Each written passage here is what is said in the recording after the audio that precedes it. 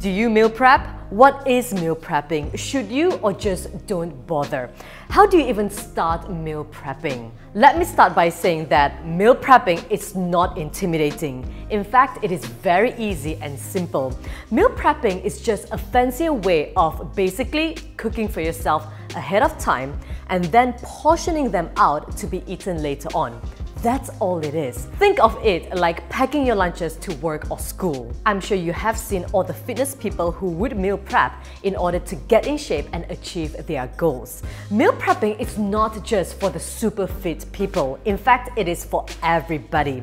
Because cooking for yourself means you're fully in control of what you put into your body.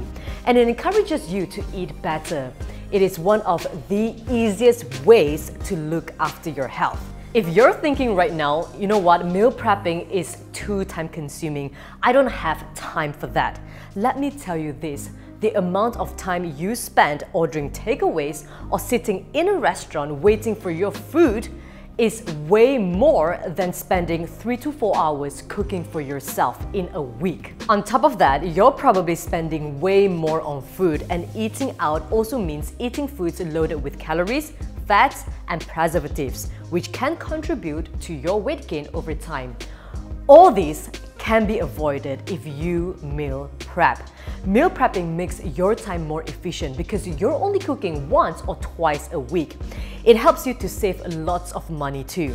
No more expensive lunches or takeaways. It can also help you to lose weight and keep you on a healthy eating track.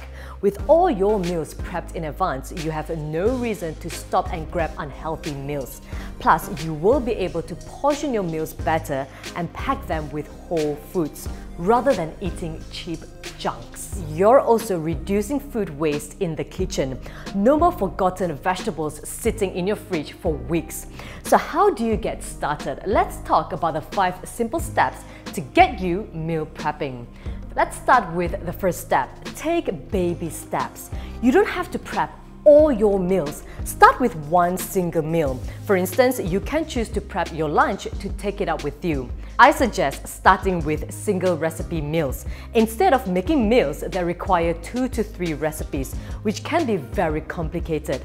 Make a one-pot dish that contains protein, carbs, and vegetables. And start with recipes that you already know. This will give you more confidence in what you're cooking.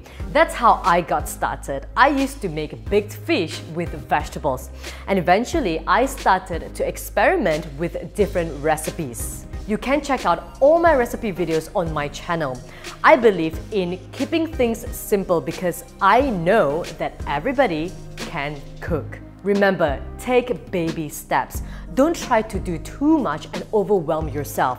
So start with one meal and eventually add another meal. The next step is to know your ingredients and cooking methods. When it comes to meal prepping and wanting your meals to keep well for at least up to 4 days, choose ingredients that will not produce much liquid when cooked and can be kept and reheated without losing much of their texture.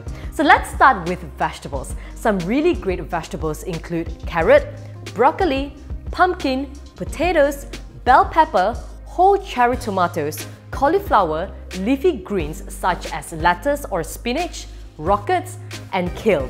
Basically, foods that will not produce too much liquid after cooking and can be kept for days. Saying that, however, you can still cook your vegetables and blend them up to make vegetable soups, which can be frozen and will last for many weeks. And simply reheat one portion at a time. Next, protein. Pretty much all protein are suitable, such as chicken, beef, fish, eggs, tempeh, tofu, beans, or pulses.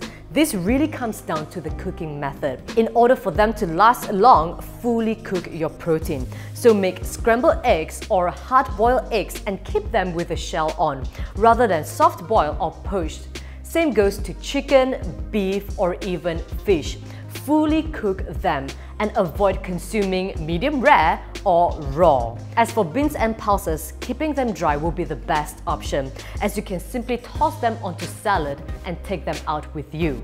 Now let's move on to grains. All grains are suitable for meal prepping, such as rice, quinoa, pasta or couscous. The key to making them last long is to store them separately from any sauces and only reheat the portion you want to eat at that time. And add a splash of water to avoid them being too dry. And finally, fruits. When it comes to fruits, the best is to choose low maintenance fruits. Basically fruits such as apples, pears or bananas that will keep well and last for a long time and can be eaten whole. Fruits such as grapes and berries can also be added into your meal prep, but be sure to chill them in the fridge. Now that you've identified the ingredients and cooking methods, it is time to write a plan. Ask yourself, how often do you want to cook and how many meals in a day? So take a look at your schedule and work with what's realistic for you. For instance, I would cook twice weekly, and every time I meal prep, it will be enough for 3 days. For me, I would set 2 hours aside on Sunday to prep my meals from Monday to Wednesday. And on Wednesday, I will prep my meals for Thursday until Saturday. And on Sunday, it's just for me to take it easy and enjoy my meals out. In total, I'm only spending 4 hours every week. If you think about it, it is not demanding at all. It is just about making this your priority. Another important tip is to think of your meals in 3 parts. So your protein, carbs, and also vegetables. Write down what will your protein, carbs, and vegetables be. And remember, keep it simple, don't have too many varieties, okay? And repeat your ingredients. For those of you who have been following me, you will know that I'm a pescatarian. So for my protein, it's always between fish, egg, tempeh or tofu. As for my vegetables, I like to repeat my carrots, broccoli, bell pepper, pumpkin, edamame and cherry tomatoes. As for carbs, it will be rice, quinoa, couscous or buckwheat noodles. You don't need to have all ingredients in your meal prep. Portion them out and repeat your ingredients for lunch and dinner. As for snacks, simply snack on nuts and seeds or fruits. Now that you know what you plan to cook, write a shopping list and let's go grocery shopping. The last thing you want is to walk into a grocery store feeling lost and clueless or even missing out on an important ingredient later on. Remember, it is about being efficient. When you have a grocery list, it will help you to stay on track and only buy ingredients you need and avoid unnecessary temptations or buying junk. Personally, I like to do my grocery shopping and cooking on the same day. This allows me to set my time aside and I know that I will only be working with fresh ingredients. Now that you have all your ingredients, this is the final and most important step. You got to meal prep. Always begin with preparing the ingredients like chopping your garlic, your vegetables, washing them, or marinate your meat.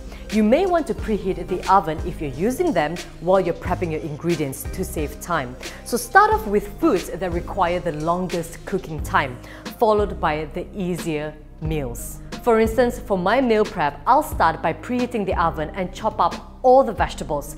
The first dish I'll cook is my dinner, which is baked fish and vegetables, because that will take the longest time to cook.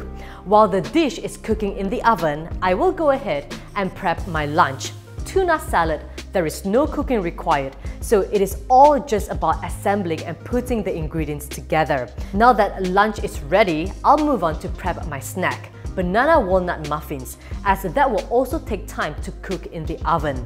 So by the time my muffins are ready to go into the oven, my baked fish and vegetables are done.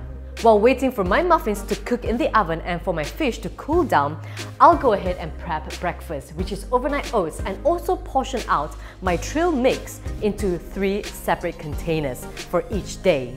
All I'm left to do now is to assemble all my ingredients into their own containers. And this entire process can be done in less than 2 hours. The more you meal prep, the quicker and more efficient you will become at it. Now let's talk about storing and reheating your meals to keep them fresh. Generally, all dishes can be stored in the fridge for up to 4 days. If you plan to store them for more than 4 days, then it is best to freeze your meals. When it comes to freezing, some foods work better than others. Cooked meals tend to freeze well in airtight containers.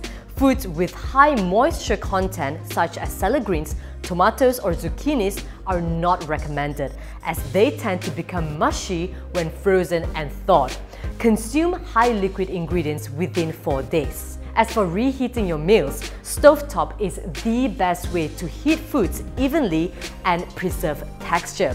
If you plan to take your meals out, then you can microwave your meals for 1 to 2 minutes. But using plastic containers is not recommended. I really hope this video has given you some useful insights to get you started on meal prepping.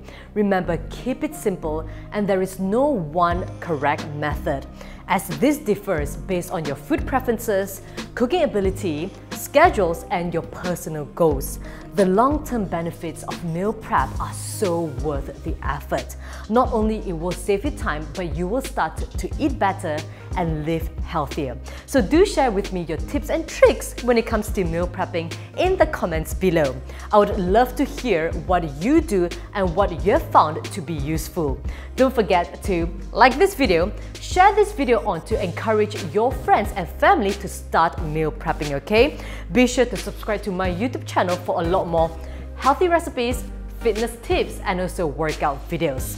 Start meal prepping and tag your meal prep pictures at Joanna Soh Official. All the best!